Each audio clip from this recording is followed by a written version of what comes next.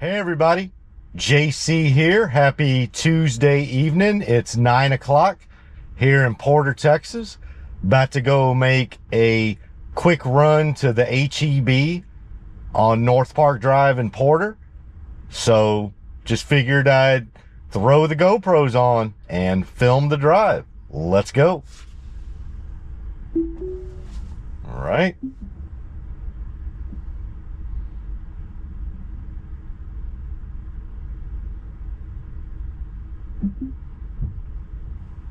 That was interesting. It initially put on the reverse cameras till it figured out it needed to go forward.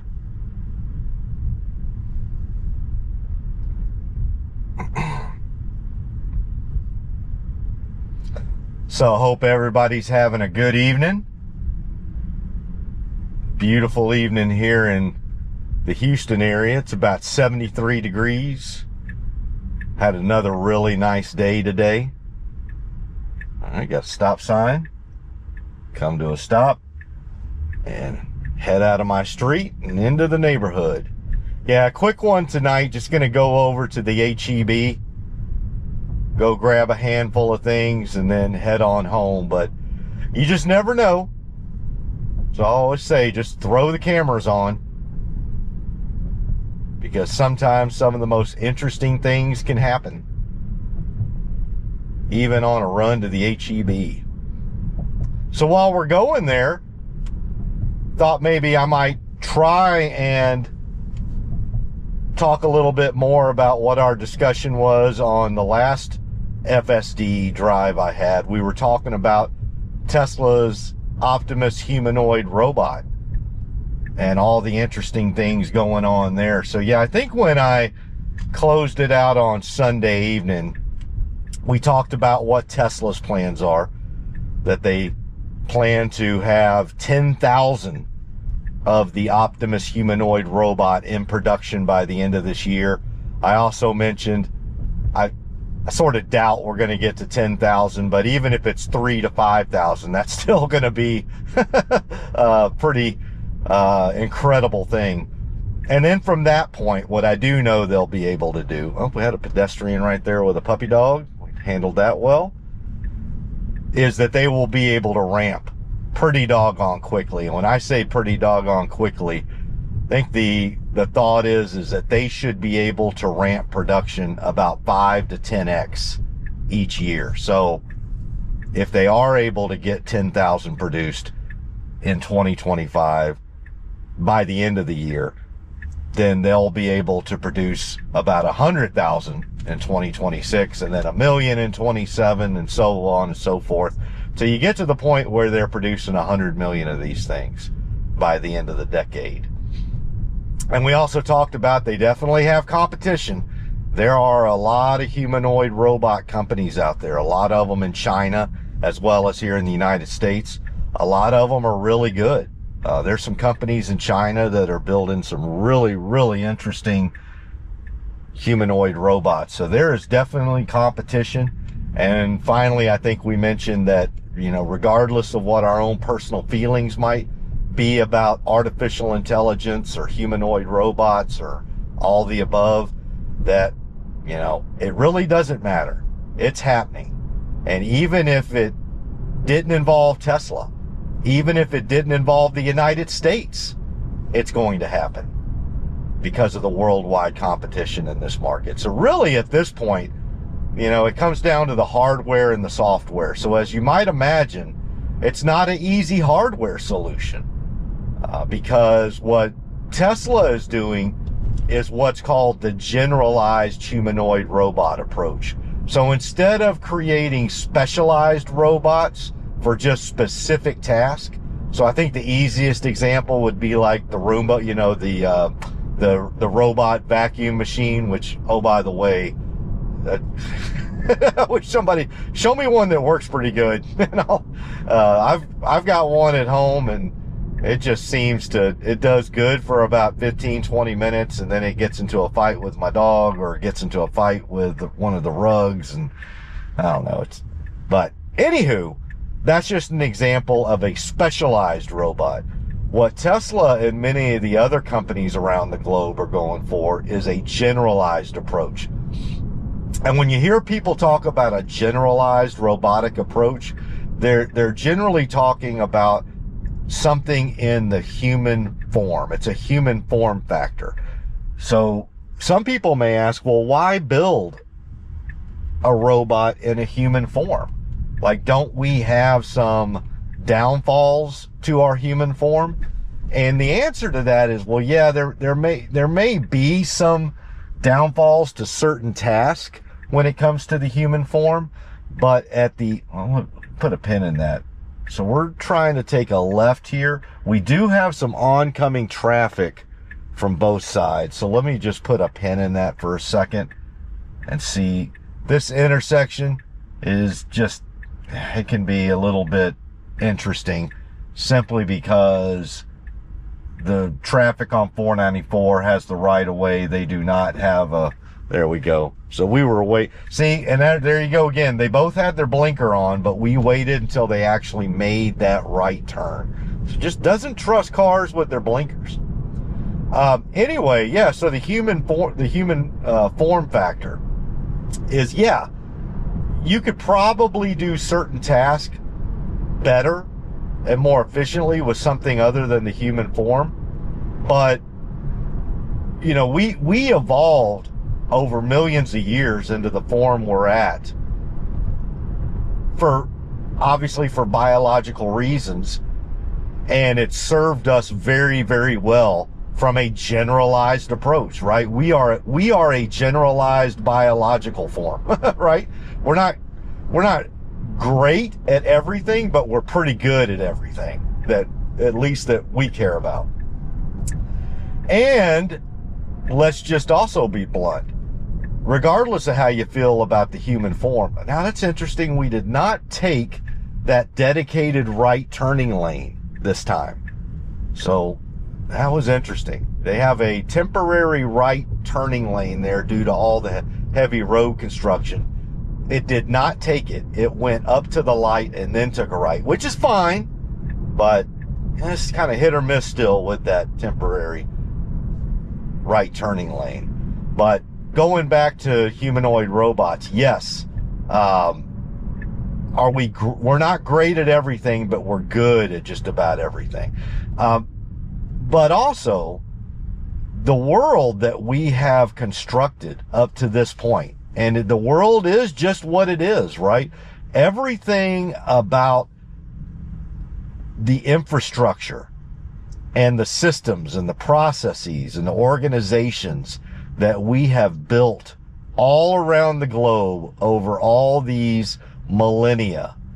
And heck, well, I should just say, I was about to say millions of years, but we really weren't building much in the form of organizations and buildings, obviously, but other than millennia. Okay, did we have an accident right here? Oh, it looks like we did.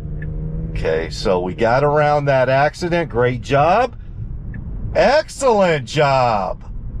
See, I told you. Sometimes you just go on these HEB runs and you're like, well, this will be nothing. And then out of the blue, it'll do something really, really impressive like that. The way it got around that accident. Great job, Tesla FSD. So yeah, the way the world has been built up is basically to the benefit of the human form, because we are in the human form, right? So when you're thinking about a generalized approach to robotics and doing generalized tasks that we humans do day in and day out, well, the human form factor's ultimately going to be the best for that. So when you see these humanoid robot companies, you will see that a lot of their hardware looks very similar. So when you just look at it on the surface, like if you were to take a snapshot of 10 humanoid robots from 10 different companies and kind of back up and look at them forest for the trees type of thing, they're going to look pretty similar, right? They're all going to look like they're in the human form, and they are. Now there are some very subtle and very important different. Now this is interesting. So is it going to, okay, where are we going? I thought I put in HEB. Why is it coming over here? And don't hit one of these kids that are racing. What are we doing over here?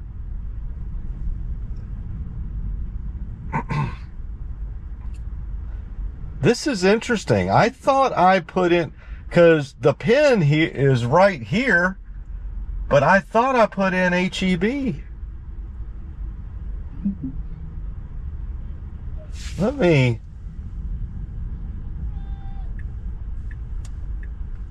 Let's try this again. I don't know. That's interesting. So it took us over there, but it knew it was wrong. There's the HEB. Okay, I'm not really sure what it is doing right now, to be quite honest with you. It has got the wrong pin right now for the HEB. So what I'm going to do, I'm going to end this trip, and I'm going to try to get us, let's try this.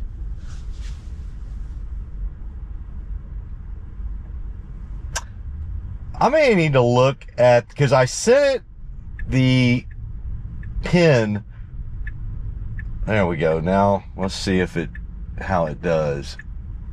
That was a pretty bad park job right there. Yeah, that was pretty bad. I'm actually going to try to get us a little closer too. Let's do this.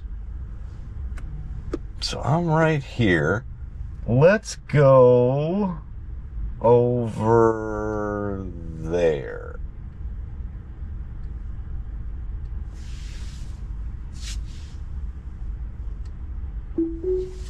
All right. Yeah, it did not. I mean, we are basically over a line. So far we haven't had to touch the steering wheel or touch any of the pedals. So we're still hands-free. But I'm going to have to take a look at the pin that I did. All right, we're going to park here. All right, but you went over the line a bit. All right. Let's try this again. We're just going to I'm going to try this one more time. Let's see. So I'm over here. I want it to go over there. How about over here?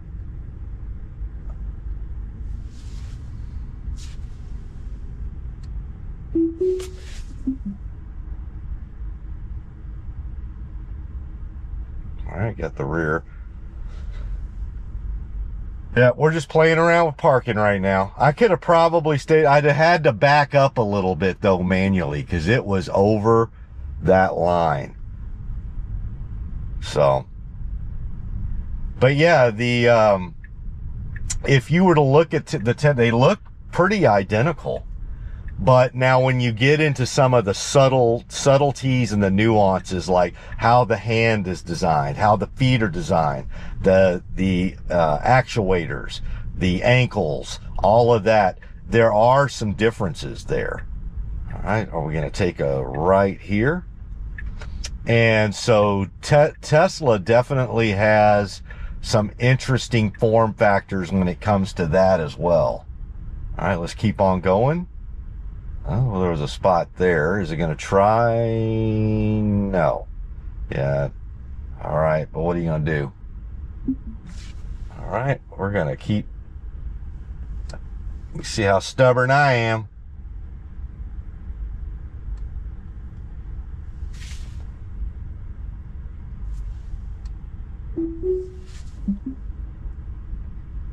Am I stubborn? Yes.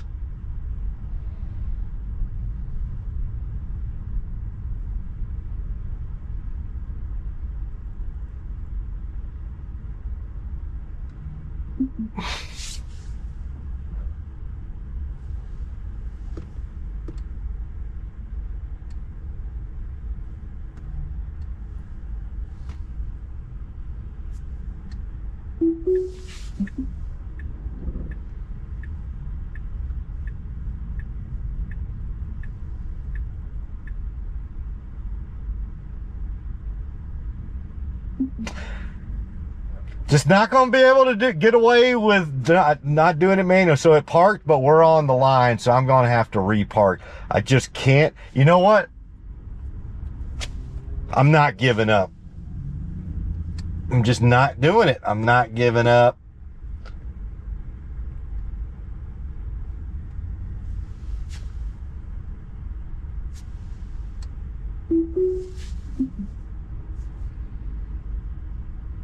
I know you can park straight. I seen you do it.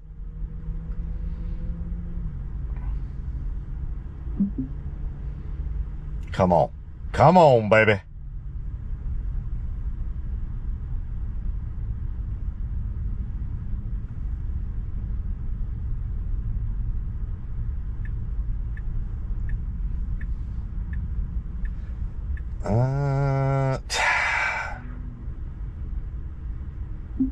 It just wants to get on that line.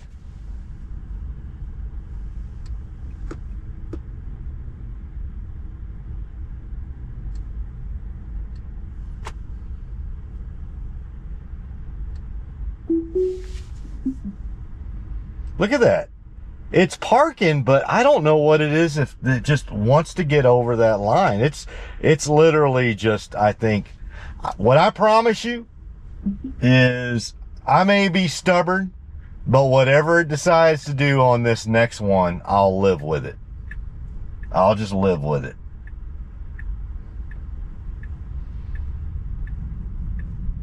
I'm just going to live with it. Whatever you do.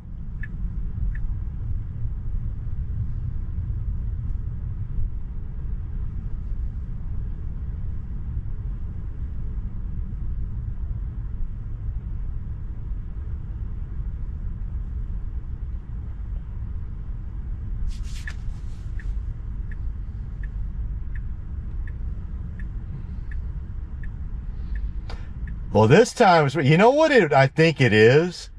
I think it actually parks better when there's cars around. That one was perfect. So we did it. We went hands-free, parking spot to parking spot. Now, did I have to do 28 manual? Oh, well, that's how stubborn I am, but it did it. So, yeah, I think what we've noticed there is it actually does a better parking job the more cars are in the parking lot. So when it's just got like an open lot like down there. Now, that being said, sometimes it's easier for it to get an angle and pick a spot when it's open. But obviously right here, it had to do a good parking job because it was in between two other vehicles. So note to self, when you're just manually doing these pins, see if you can drop it somewhere where there'll be cars around but still be an open spot. Well, all right, I'm going to go into HEB, go grab a handful of things, and then we will be back on the road. All right, everybody. Bye. Hey, everybody.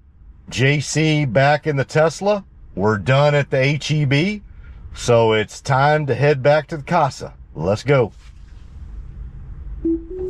All right, push the little blue button, put on our rear camera. Nobody coming, so we pull out into the parking lot of the HEB. Straighten up. Now, we had some individuals there to our left side, but they were far enough away we could keep going. All right, we're going to take a left turn here. And no, well, I don't know what it was stopping for right there.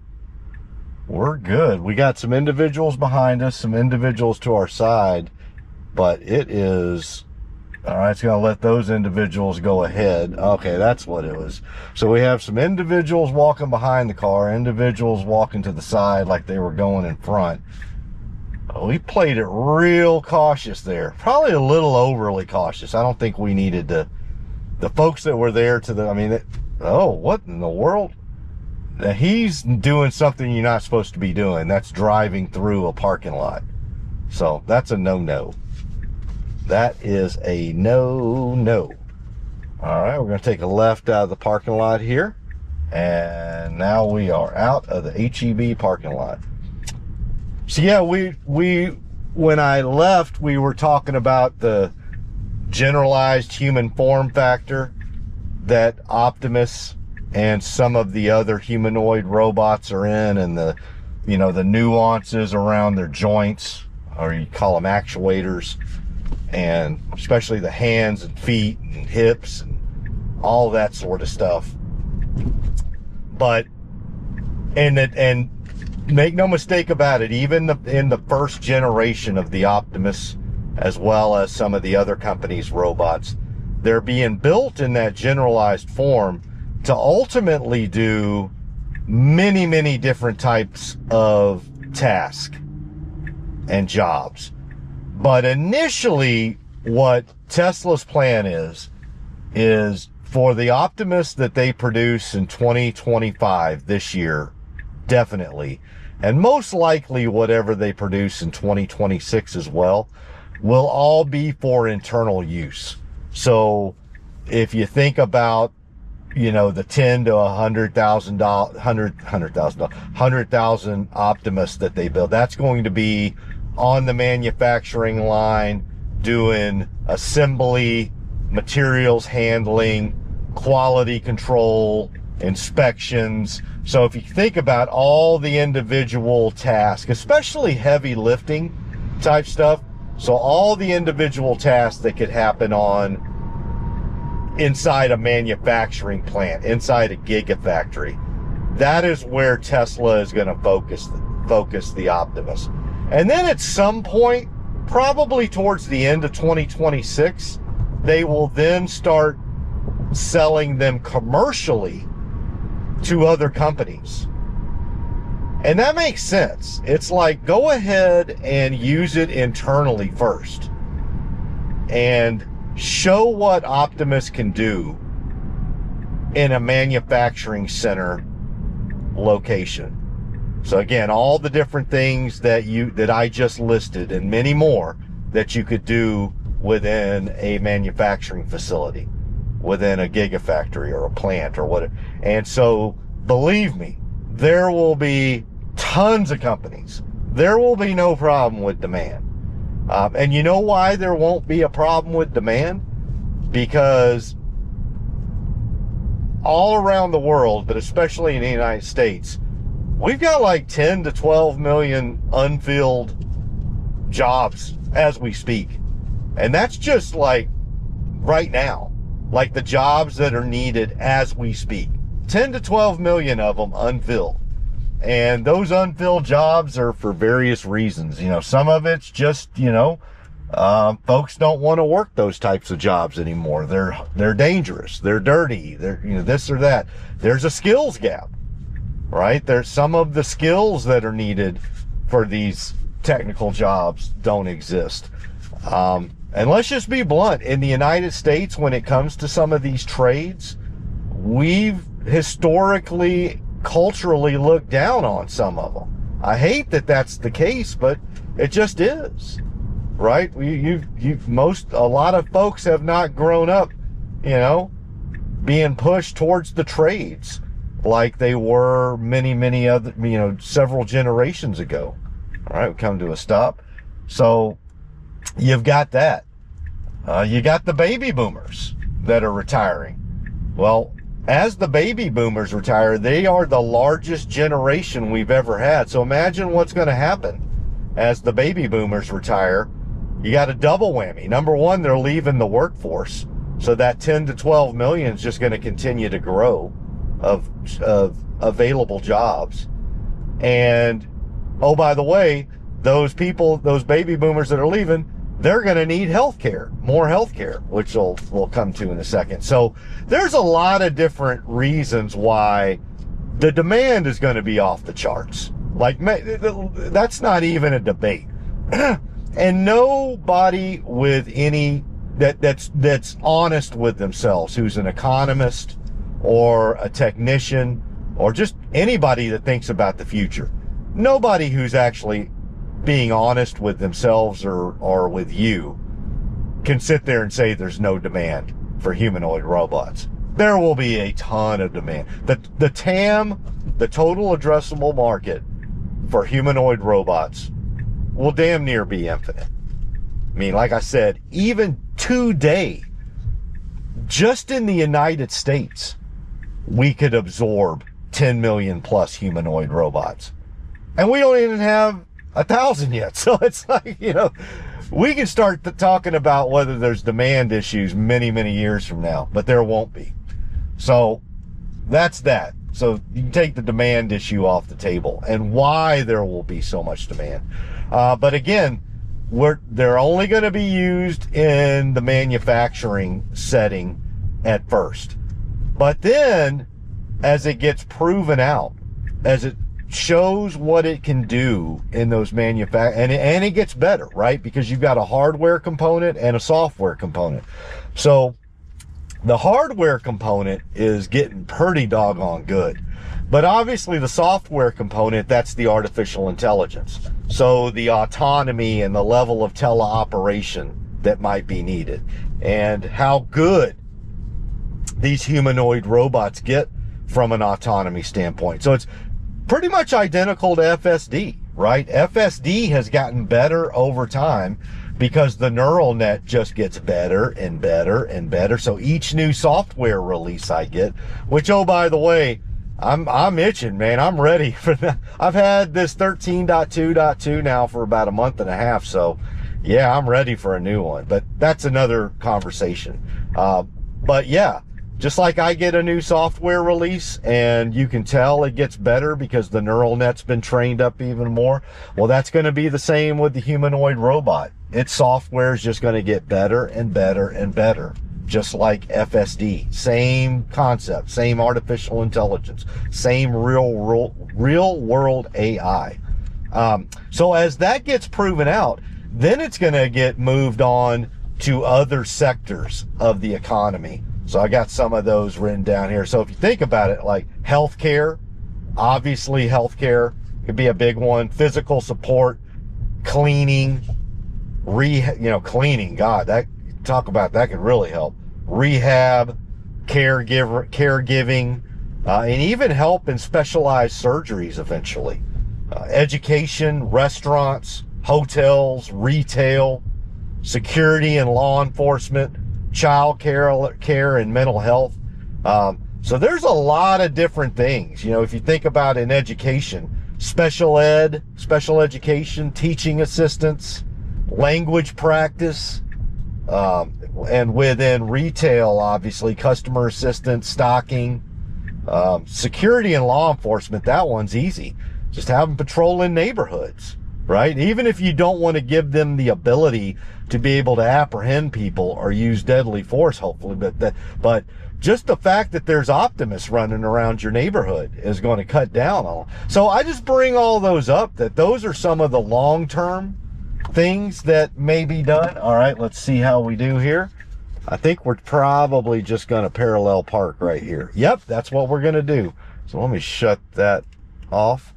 And yeah, so I did not finish out humanoid robots. I took you through what they're going to do initially, and then we kind of walked through some of the things from the mid and long term. Yeah, so you think about it, like within healthcare, education, hotels, retail, theme parks, security, law enforcement. What else did I have down here? Child care.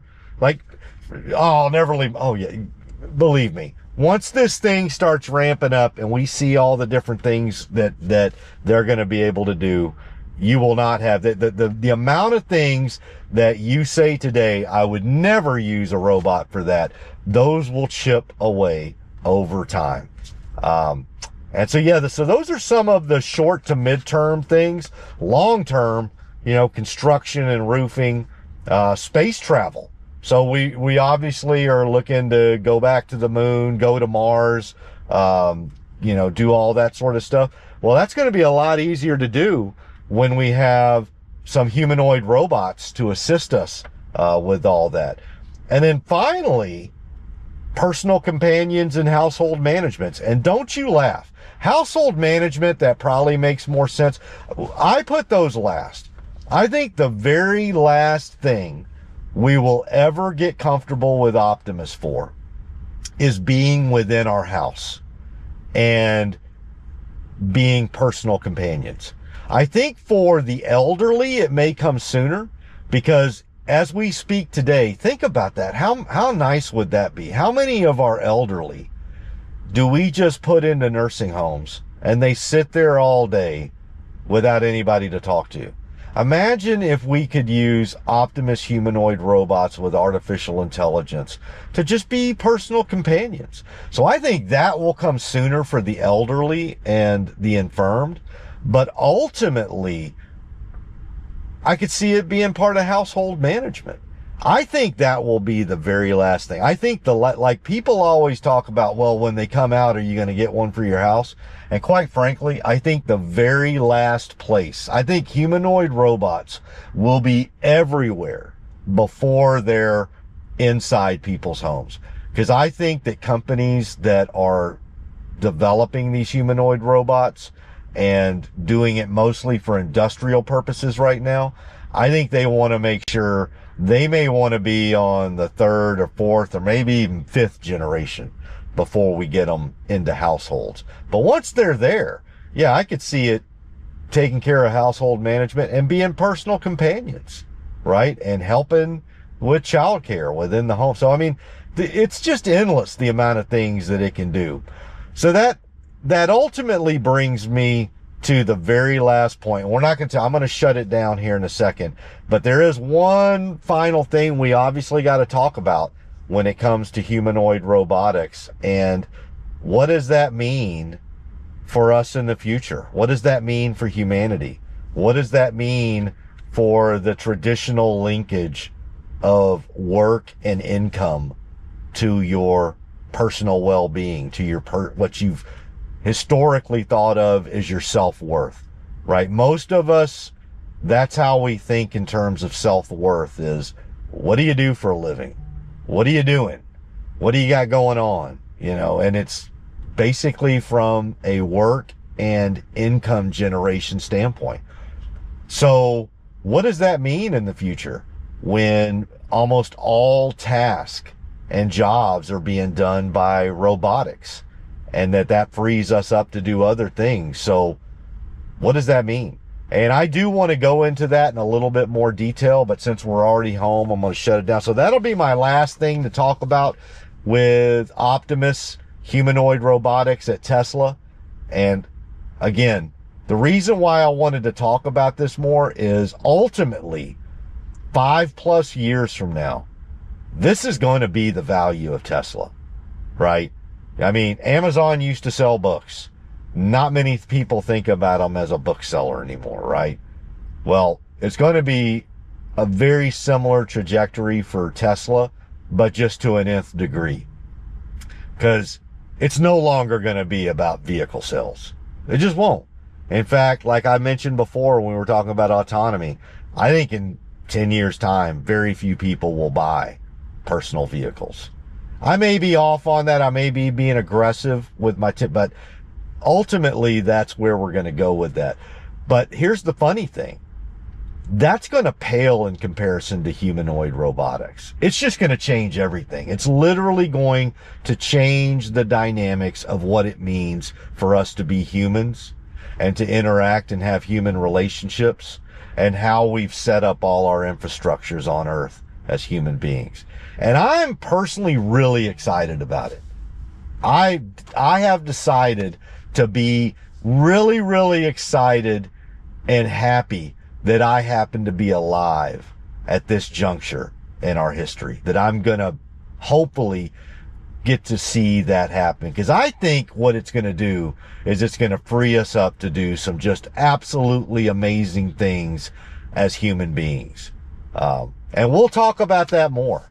And then when I'm done with that, we will have completely closed out the Q4 Tesla earnings release, closed out autonomy, closed out robotics, and then I'll move back on to my normal topics, my YouTube questions that came up, because I haven't forgotten about you. I know we need to close out batteries, and I got a lot to talk about on EV batteries as well. All right, everybody. Well, I hope y'all have a great rest of your Tuesday evenings. I hope you're having a great week, and I will talk to you again soon. Bye-bye.